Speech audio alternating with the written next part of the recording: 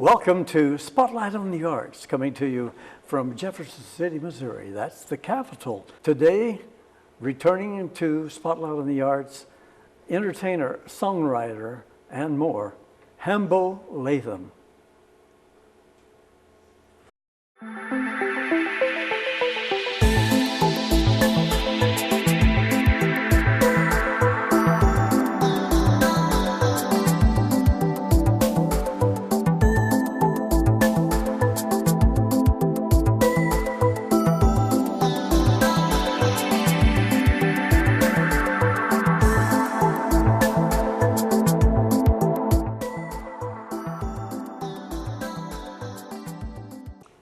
Mr. Latham, welcome back to Spotlight on the Arts. I'm truly excited once again to turn the spotlight on you today. Well, I got to tell you, you don't know what a pleasure this is for me to come back here. You know, it's a great opportunity and it's a wonderful experience. Thank you. Thank you again. Well, you know, you was last with us on Mid-Missouri Art News on February the 14th. Year 2018. That's right. So I know a lot has happened in the past, I'm sure. I've heard good news about your entertainment and what have you. So these last 23 months, I'm going to ask you first to bring us up to date on your interesting life with a few questions, and I'll just basically turn it over to you, if you will. First, please give us the viewers, should we say, a look at how you became inspired to be an entertainer. Entertainers have this certain thing within them. Entertainers that stay a long time, they may be famous or not famous. It's the breed entertainer. It's something inside you. You can't hide from it. You can't run from it. You either are or you aren't. And with me, it just was. And I've spent a lifetime doing this, and I'm living the dream. I can't imagine a life any different than what I have. Yes. Well, you know, Hambo, I talk to a lot of young people, and that want to get started in the business as a singer, performer, what have you. And I always try to talk about certain levels of, shall we say, that a person can reach. You may have the best lawn in your neighborhood, and you're known for that. Mm-hmm. In the entertainment industry especially, what have you, we have different levels. Now you can sometimes get lucky or have a great opportunity where there's funds available to shoot to the top. But we each, like yourself, has reached a level where you're known worldwide with your entertainment and your performances. You and I meeting the first time in Japan. So I'm just really honored to really touch base with you again and have you here at the round table. Well, these, if you can you kind of give us an idea of what's happened as far as your performances that stand out in your mind that's taken place these last 23 months? These last 23 months, now I'm living the real dream. For most of my life, I chased it pretty hard. And then I came to Jeff City Jeff City, Whole Summit is where I live. And I moved to this area, and it was time for me to react to what was left for me, or I'd been on the road forever. And how many years? This past September, or October, I'm sorry, this past October the 15th was 60 years. 60 years. Yeah, and don't you think I look incredible for 60 years? Well, yes, yes. Yeah, but you go through different phases. You go through the I'm going to be it. Mm-hmm. Then you go through, well, maybe I'm not going to be it, but I just approached it the wrong way. Let me try this. And so you try this and you try this, when in reality, it's something, if we're talking about hitting the big time, the really, really, really big time superstardom, there's a lot of things that come into play that no one has control of. There's not a single soul that actually produced a star that was born on this at this time, and they look at this person and say, you're going to be a star. That's not the way it works. You got to be on the right stool at the malt shop. You got to sing your song at the right garage. You know, there's just so many things that happen. And then somebody's got to like you. And they don't have to like you because you're pretty. They just got to like you. Well, celebrating today, Elvis Presley's 85th birthday. We want to mention that. And I was always a follower.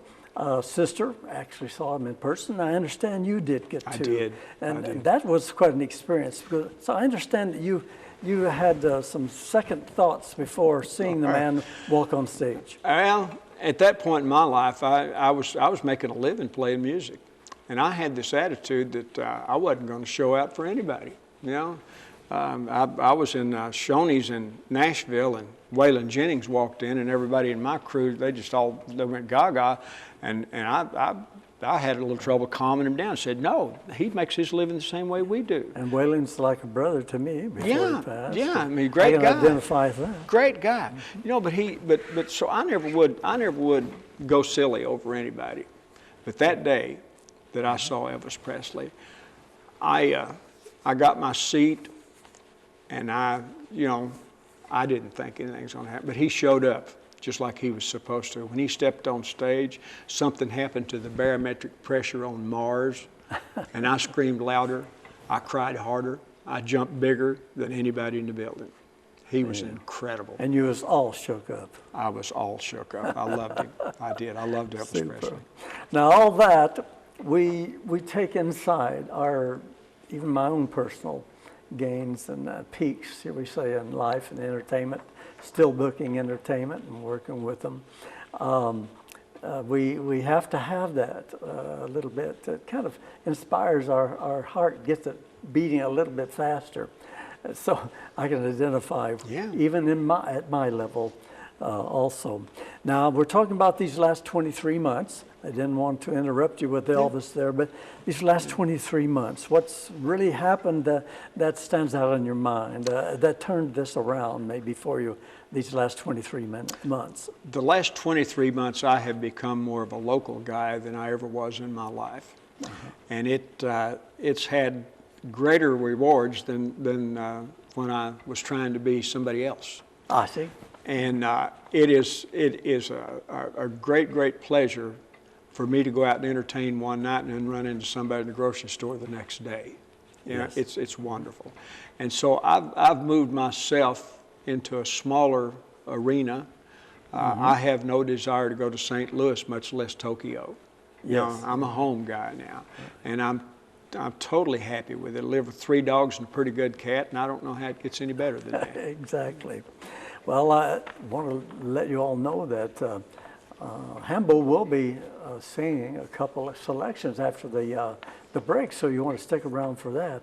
Next, I would like to ask him, have you changed your format or your music at all these last 23 months? No, I have not.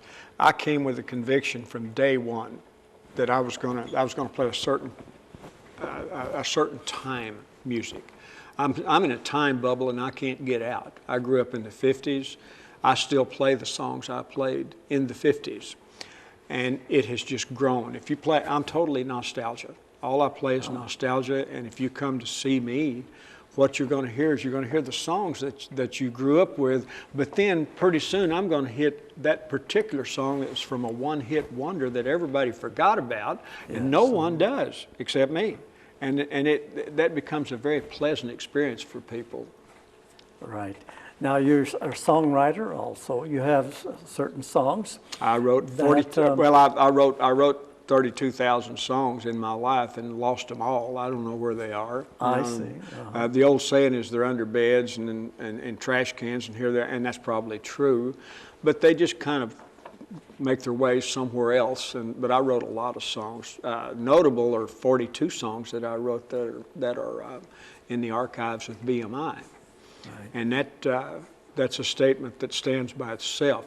In the world that I'm living in now, I'm a relic because I don't understand the internet and how that works. Instead, I understand how it used to work. And so I'm there on music too. But yeah, I've wrote a lot of songs. 42 of them published, and some of them done nationally on television, some of them national radio play. Right.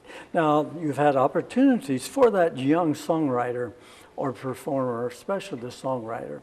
You've had opportunities in the past to write songs for major talent that we grew up with, and still some of them are still around. You might, if you could, in your own words, tell people how that works once in a while. And, you know, I understand there's a couple car makers that had automobiles that they had put on paper and tried to sell. Mm-hmm. And all of a sudden, General Motors or Ford was trying to buy them and did buy them, but they never showed up on the market. Now, this is something that you could identify with as a songwriter, and how that happens even in the entertainment songwriter arena. Well, when you're talking about a major star, they come from wherever they come from, and then pretty quick they're just writing all these wonderful songs. Yes. And I, you know, it's hard for me to figure out how you can actually do that, because with me it had to be, all of the songs I wrote were actually, they were mostly about an experience that I had or something that I saw personally. And that was likewise with all the way from Hank Williams to Jimmie Rodgers in the 20s. It was a Jimmie Rodgers song from the 20s tells about how it was, tells about the misery. Hank Williams songs, that was about people. You know, people's songs will never go away. Right. Well, Hambo, time is flying already. It goes so fast. So we've got to take a break. And when we come back, Hambo will be singing a couple of selections and bring you even more up to date on what to look for in the year 2020. So please make yourself comfortable while we look at these special messages. We'll be right back. What do you guys want to do? I don't know. What do you want to do? I don't know. What do you want to do? 1, 2, ready, go. Gonna pull the stops, gonna make it go. You're living on a wing and a prayer. Gonna put them things together. You know it's now or never.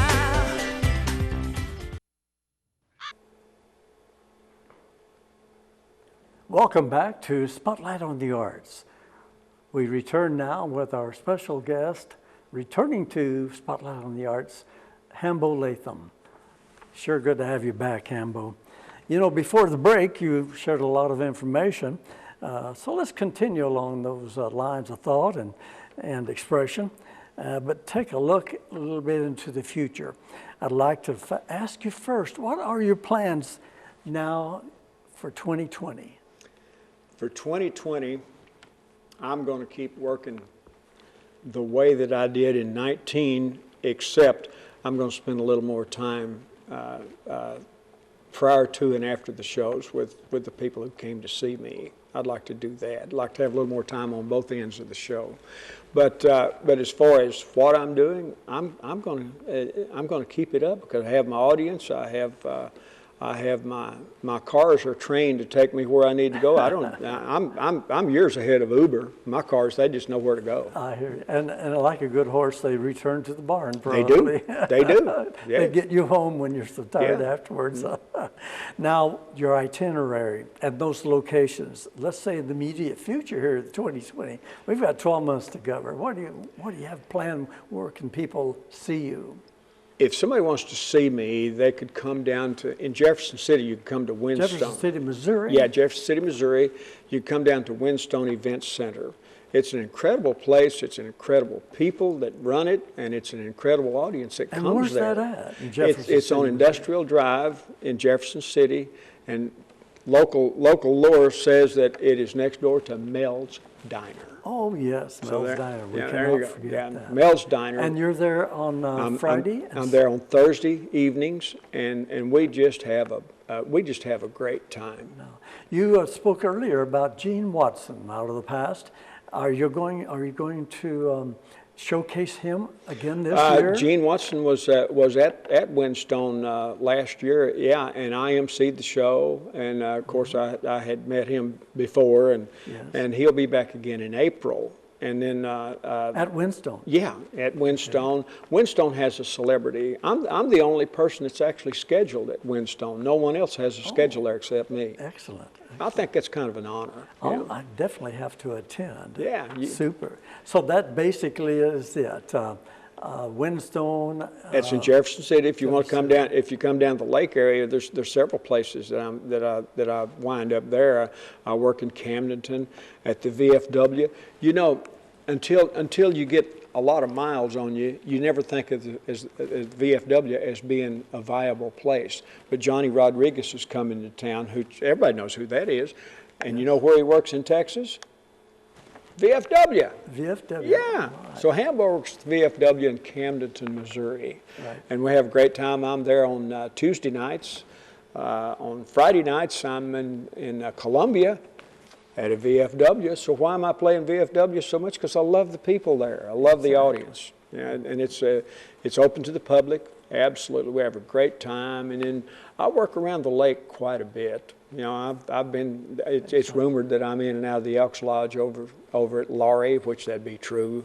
And I just kind of play wherever it presents itself. Well, can you just give us a brief idea of the lands of the world that you've performed on? We talked about Tokyo, but I know you've covered vast territories with the shows of the what did they call them back in the day? USO, I believe. Yeah, they called it. USO. Yeah, Yes. I toured. The difference between USO and Department of Defense Professional Entertainment, that's two entities that does the same thing, really. I see. But Department of Defense was congressionally approved funds, and when you left the United States, you were in the hands and the arms of the government. No matter where you went, you were under, you know, they just took care of everything. USO, on the other hand, you have military support, you have governmental support, but you usually have a sponsor. And I've traveled both ways, and through it all, in all of the years that I was a part of those programs, I've done 38 tours, I've done 13 world tours, and when it was all said and done and I came home, I had 45 countries I'd played in. Oh my. And so when you say the ground, well, I don't know. Do you want to narrow that down to a country or two? No, I think I don't think we have time to name them Probably all. not. But I will say this. I will say this. In being able to do what I done, and that was a God's blessing to be able to do that to start Yes. with. That defined me as an American, and it defined me as a human being. And a supporter of the troops. Oh yes, the troops. And still but support. even the people where you go, you know, yes. I've seen people in all manner of conditions. You know, I've seen rich people, I've seen poor people, I've seen poor people beyond description. Oh my. You know, it was just a wonderful experience that I was allowed to do. Excellent. Well, without further ado, let's turn to Hambo Latham, who has a couple songs for us to perform, share with you. I'll let you intro those, if you Okay. will. All right, I'll just do that. I got this song that was a true life experience. You know, all songwriters, they write true life experience, whether they admit it or Sure, not. They from the really heart. do. And this surrounded a thunderstorm, a rained out event, no money, and had to get to the next town. And there was a very famous person that wanted this song, and I wanted him to have it, but we just couldn't get together, so I still own the song. And I call it The Music Maker. And it'll be self-explanatory. Well, it was raining out of Memphis, and it seemed it never stopped. Guess it really didn't matter, it's just another parking lot. But he might have sold some records, and he might have made some friends. Makes him really stop and wonder about this business that he's in. He's got $27, and the gas tank's nearly dry. If he makes it to St. Louis, he'll have another try. If the folks there likes his music, and the weather lets him play, then the music maker's happy, he'll have another day.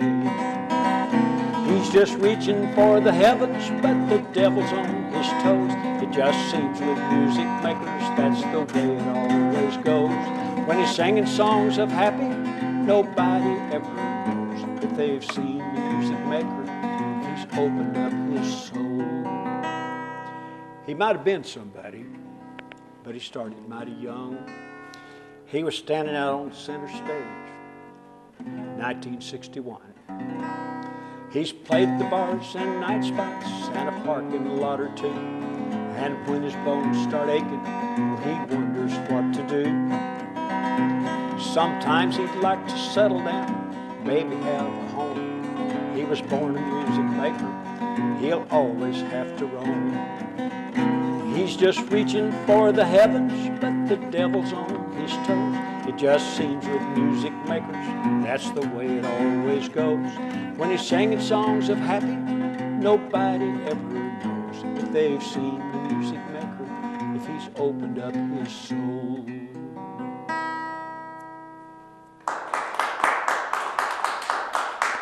Thank you. You know, songs today are still about people. Too many of them involve the pickup truck and a can of beer and that. You know, beer every once in a while is pretty good. Pickup trucks are wonderful. I have one. But the songs that I grew up with, that you grew up with, and that most people grew up with, they come from real people, real situations. And I played my share of places. You know, I've got places that nobody else had the opportunity to play that I knew except me. But then I played a couple of bars too. And here's something I seen in a bar. On ladies' night at the bar, you could see him. He's working late or spending time with the boys. And a few years removed, he was a man on the move, and he acts like he's still on the go. He's making time with a lady that reminds him of someone he knew way back when. He should go on home, but he'd be there alone, even though it's near closing time. And he'll drift out his life with a love in disguise, hanging on for reasons unknown. She's overtime with her job at the office, but the kids are with the sitter tonight. And a few hours away could make the world seem okay. And she's lonesome in her own kind of way. She sits and dreams of the one who could hold her and make her know how true love should feel. She's got her heart on her sleeve. Lord, she needs to be free. But for now, she's just hanging on. And she'll drift out her life with a love in disguise, hanging on for reasons unknown.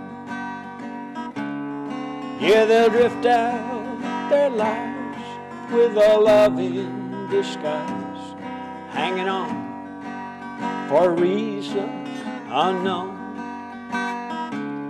Just hanging on for reasons unknown. For reasons unknown. Good. Thank you. Very good, very good. I so enjoyed that. That's super. Well, my goodness. Do you have a website, an email people could contact you at in case they would like to have you sing at a wedding reception, or if you're available for those things or for future bookings. Well, given the time available, I'm wide open. You can get a hold of me at Hambo Latham on Facebook. I really don't have a website because I'm not smart enough and I don't have time to really maintain a website. I understand. And so I'm available in Facebook. My email is hambolatham@yahoo.com.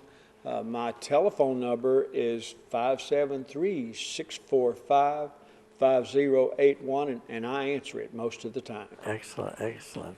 Well, as a final inspirational note, I guess, is there anything you could tell a young person or someone that's just beginning, wanting to become an entertainer? Do you have any words of inspiration or guidance that you could put forth? If you really feel it in your soul, and if it's burning your belly, don't try to cure it with water or liquid of any kind.